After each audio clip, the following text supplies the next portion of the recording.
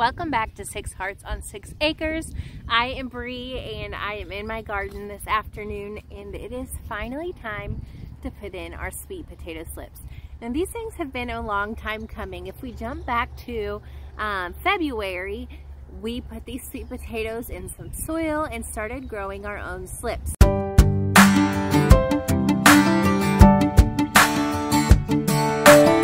Then jumping forward to April, we took those slips off of the potatoes, put them in some water, and started to root them.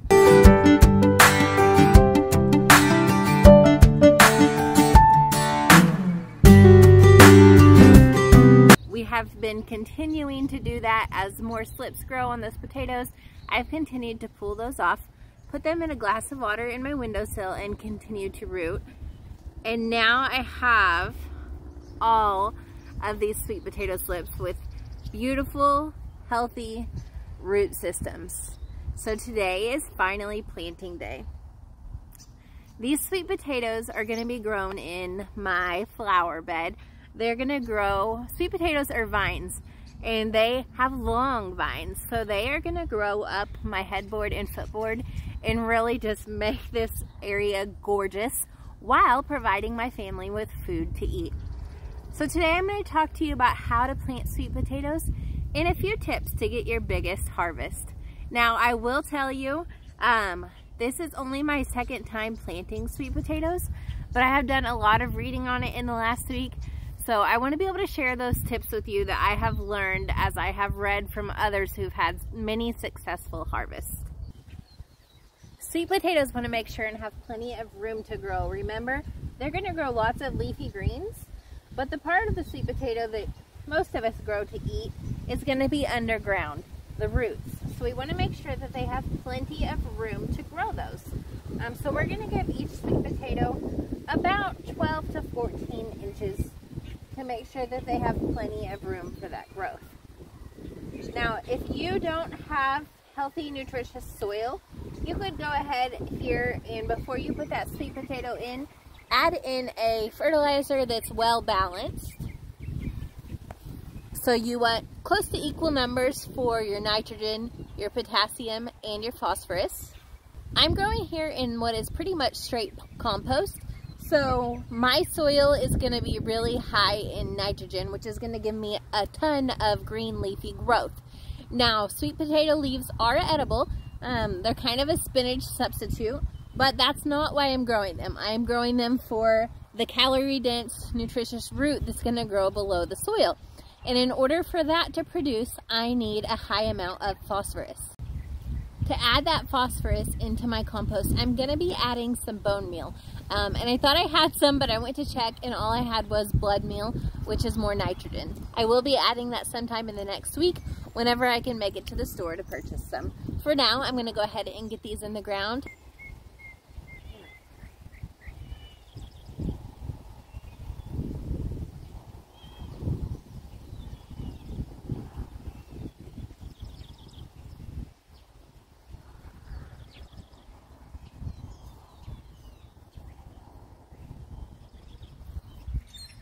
I'm going to go ahead and plant these sweet potatoes on the headboard as well. Although you see that I already have stuff planted here. And what I have is sweet pea flowers. Now sweet pea flowers don't like warm temperatures. So as soon as we get really warm here, these are going to come out. And my potato vines will be able to really take over. I also have just a lot of weeds in this section that I'm kind of going to pull out as I'm going. I was able to fit 5 sweet potatoes on the footboard, and I'll do about the same on the headboard. I'm growing 2 different varieties of sweet potatoes. One is probably like a Beauregard style. It is just a sweet potato from my grocery store. And the other is a purple sweet potato that was given to me by a friend who grew them last year. And she gave me a potato so I could grow my own slips this year.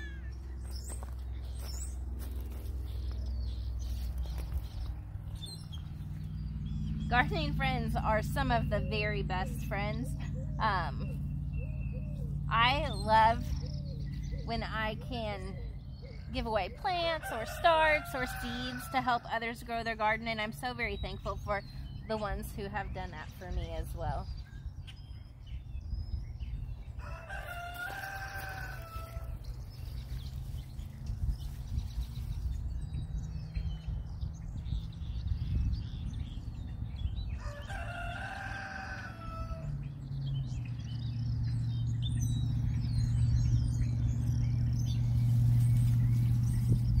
Gonna kind of push these sweet peas so I can see where the weeds are, and so that my potato vines will have plenty of sunshine.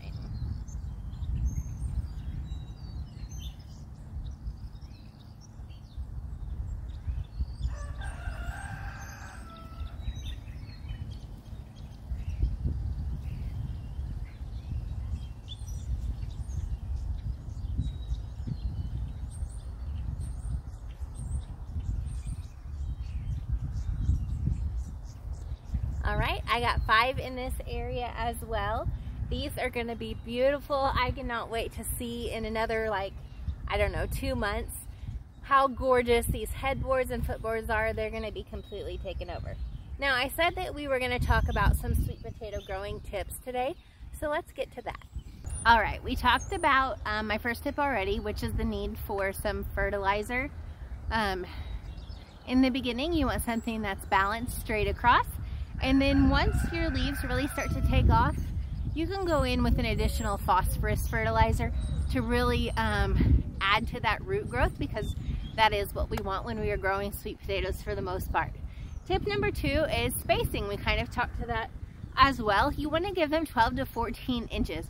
But sometimes if you give sweet potatoes too much room, they will just grow this massive sweet potato and it will end up splitting and kind of, it's definitely still edible, but it will not be very pretty.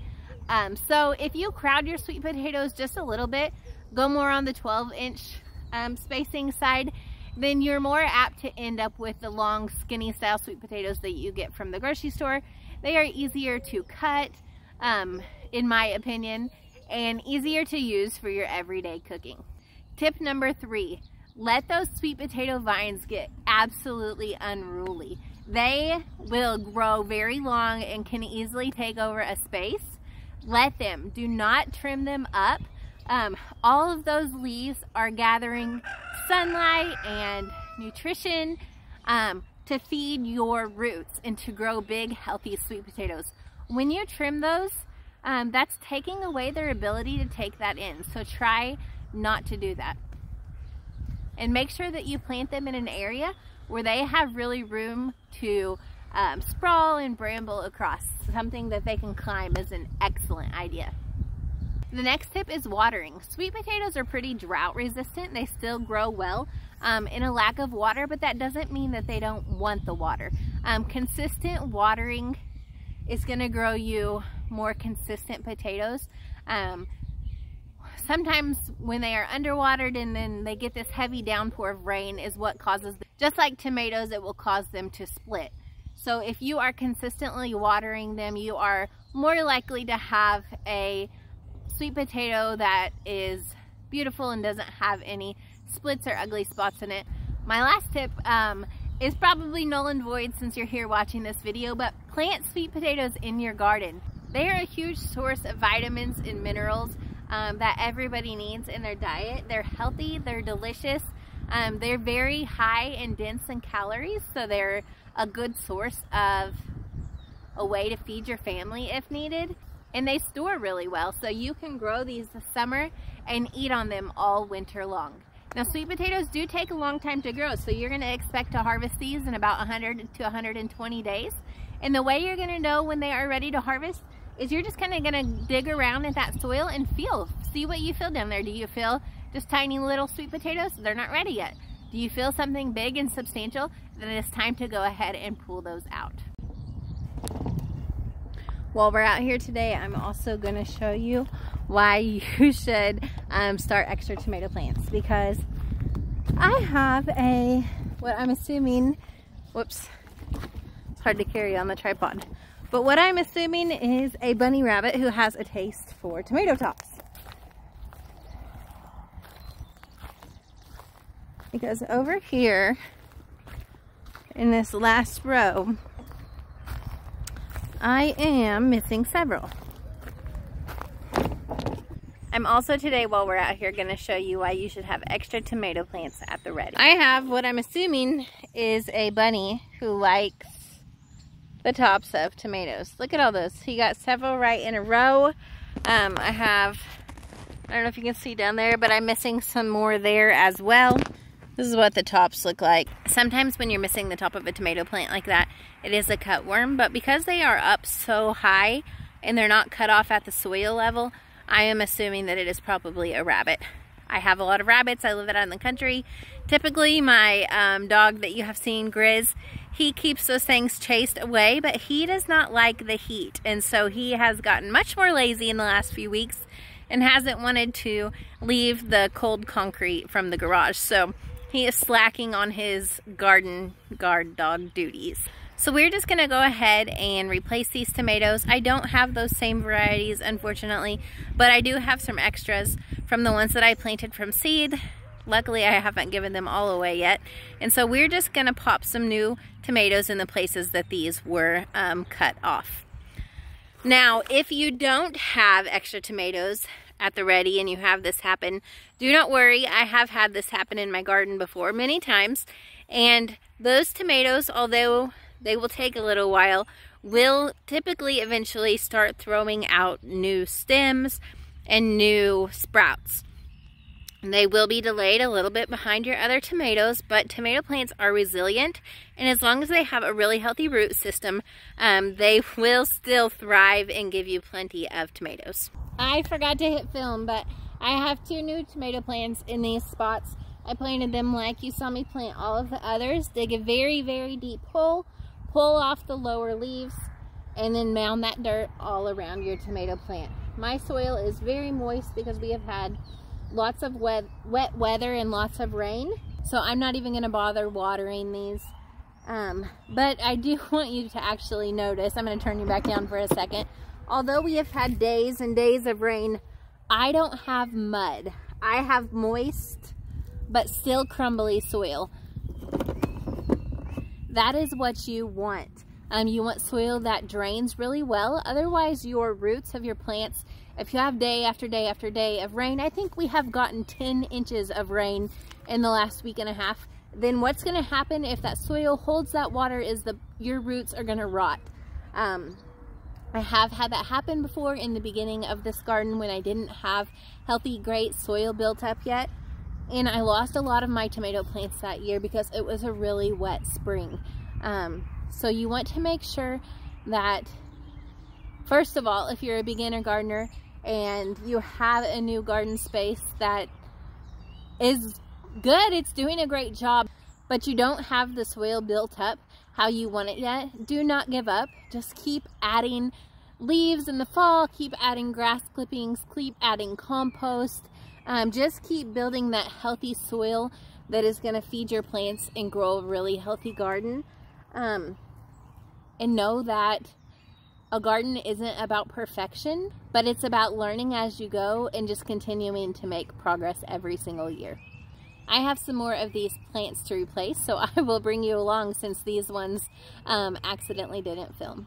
These bunnies don't only like my tomato plants, they like my tomatillos too, unfortunately. I have 2 tomatillos left. If I lose another one, I will have to pull both of them out because you have to have 2 tomatillos to produce fruit. So hopefully that bunny has gotten his fill from my garden, and he or she, keep saying he, will stay away. So really, I'm even showing you. Let me show you here. Really deep hole.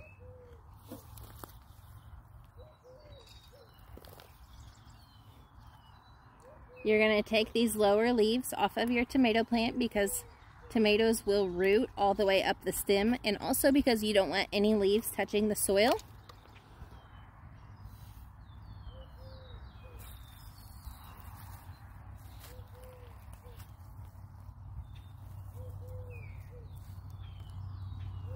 Put your label in so you know what you're growing. Ta-da! All done. Before I head in for the night, I gave you that garden tour the other day, and I was looking for those magnolia peas and I couldn't find them, but just in the last day, I started seeing some purple peas, and I want to show them to you because they are gorgeous and I've never seen anything like them before. Look how pretty these are. They're really dark, almost black purple color. They're still really small. Hopefully they taste as good as they look. I'm getting lots. Look, this one is still just coming out of its flower. I can get it in focus here.